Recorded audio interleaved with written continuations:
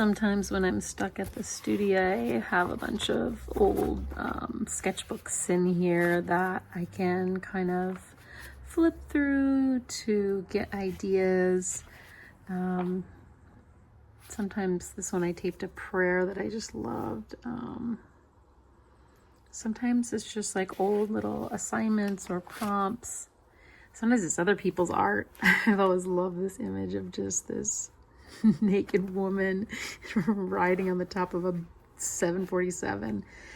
Something about that just kind of resonates. This was a exercise I did, and then a message from my spirit helpers that I got one day that really made a big impact on me. Sometimes I'll add poetry I love. This is a beautiful poem from Laura O'Connor, Prayer for the Dying. And I remember writing this or drawing her poem on top of my painting when my mom was sick. Sometimes it's self-portraits, or this is when I drew portraits of the kids for their entertainment and my husband Mark. This was an assignment of all the things I've loved in life. And this is a funny little koala bear. Koala bears seem so sweet, but they're actually super fierce. Oh, lion taking a nap.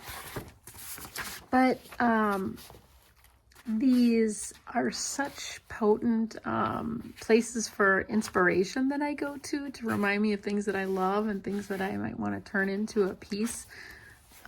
This is our dog Spirit. Yeah, so keeping a scrapbook of some sort of things that are important to you or places where you paint or draw can be really, really helpful if you're an artist or a writer.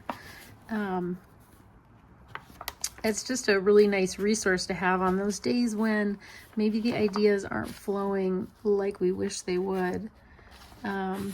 We can come here and remind ourselves what is precious, what matters to us, and how do we want to portray that in some sort of work. I was hoping I would find some old sketches of my studio in here, because I'm kind of wanting to do a larger drawing of that, or a big painting of that, but I haven't found them yet. So sometimes you don't always find what you're looking for, but it is fun to see where you've been and where you might be going. Anyway, I hope that you have a wonderful day, and I hope this has somehow been inspiring to you too.